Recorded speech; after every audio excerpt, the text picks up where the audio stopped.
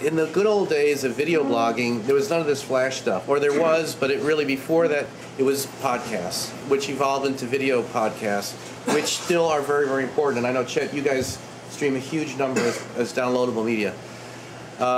So talking about downloadable media for a minute, I wanted to ask you, Mike, first of all, you know you get subscribers, you don't know who's watching, and if you put an ad into a downloadable media, it kind of sticks there and it can't be swapped out when the car is old or a company's out of business. So what's happening with downloadable media and how, give us an update.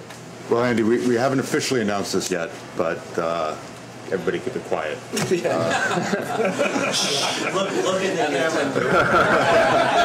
camera. So, you know, we found a number of things. One is that, you know, we deal with episodic content. We deal with content that people subscribe to, and they want every new episode delivered to them on a regular basis. And so a lot of our traffic comes from iTunes, comes from people subscribing in iTunes or subscribing in other, you know, podcatchers, if you will. And pretty much all those work in H.264, and we're also very happy that, you know, Flash supports H.264 now, and I think Silverlight does as well. And traditionally the problem has been that you can't really first measure and secondly effectively monetize downloadable QuickTime. We've spent the last 5-6 months developing some technology that allow us to do, first of all, dynamic ad insertion in QuickTime. So at the point that the video is requested, we're pinging DFP, we're pinging Dart, and we're asking, you know, what ads should we serve into this? And then we are doing dynamic insertion, literally baking into the video the creative, and it can be pre-roll, post-roll, or overlay. We are then manipulating the QuickTime container a little bit to put basically hyperlinks in to additional assets. When the video is downloaded and played back, we actually go back to the server and we ask, what pre-roll should I run, what overlay should I run, and that is actually inserted then in real time.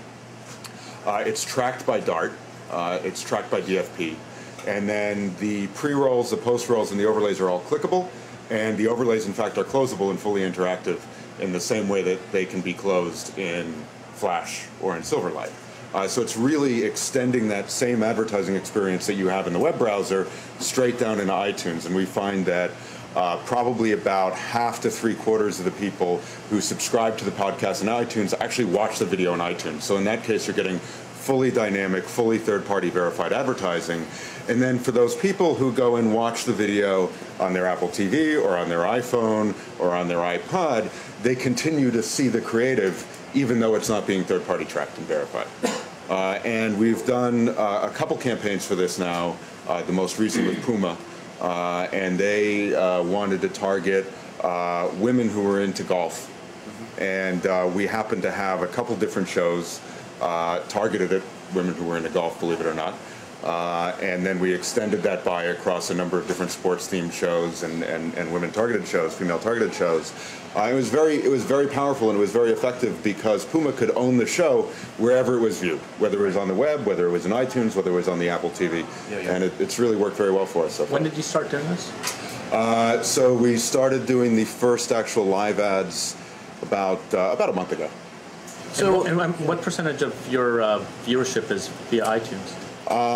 In terms of downloadable QuickTime views, whether it's iTunes or Apple TV or whatever it may be, it's about 15-18%.